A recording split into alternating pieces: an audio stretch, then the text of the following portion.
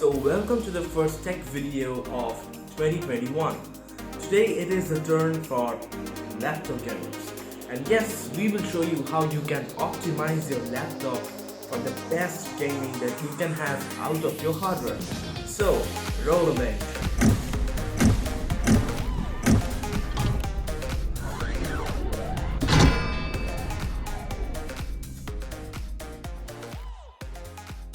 So very quickly, how all these steps in this laptop optimization guide is going to work is by allowing your game to access more resources from your device.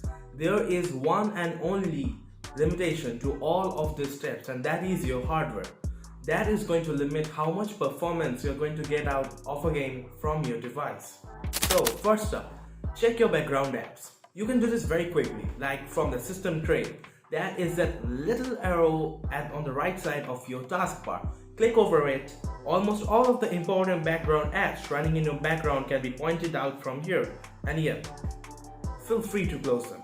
So I have Bluetooth drivers, Windows Defender, Audio Console, Discord, Epic Games, Steam, Adobe Creative Cloud, and Skype running in the background. So straight away, I will close Adobe. I'll close Discord, Epic Games, because I'm about to play Fall Guys from Steam. Feel free to keep the Discord app open if you're playing any multiplayer game and may need it as a voice chat tool. Otherwise, close it, like me. Now we'll take this a step further. There are a large number of background apps that keep running on your device but they hide from your playing side. So to point them out, right click on your taskbar and click on Task Manager. A window will pop up.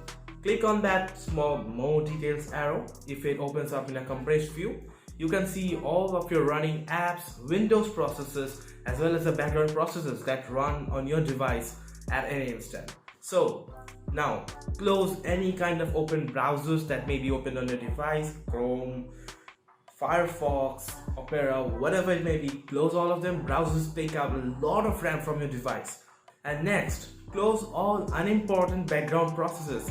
For example, I have a lot of Adobe Creative Cloud processes running over here. I'll straight away close them. Then you can also close up Skype. You can close up the Xbox app. Okay, so that's for the step. Let's move on. Now, second thing, plug in your laptop. Let's just take a real life scenario. You have a project to do. If you bring more men into the project, your project will get done faster. Same applies here.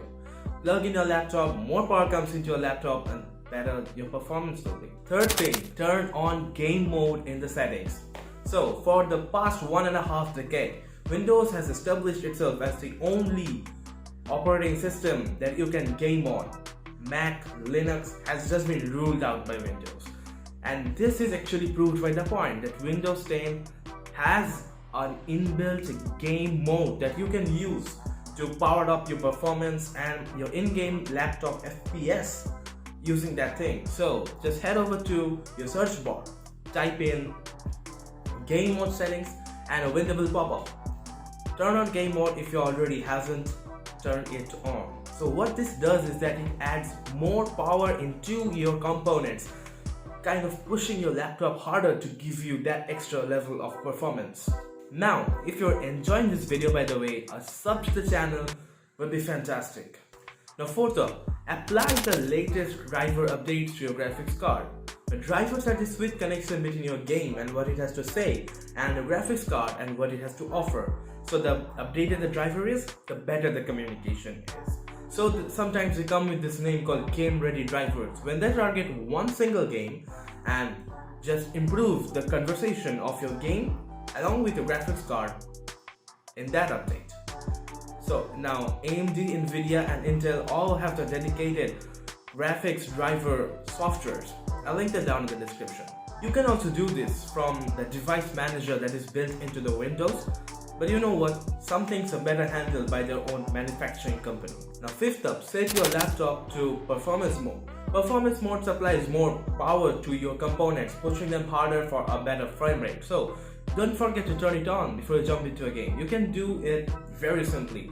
Just head over to the little battery icon on the right side of your taskbar, slide it all the way up to best performance. Now when you're not gaming, I will suggest you keep it on the better performance mode. That acts like a kind of a sweet spot between best battery life, which is starving your components of power, and too much power that is a waste when you are not gaming. Now, sixth up, invest in laptop cooling pad. Cooling hardware is something that laptops have always been at lack of.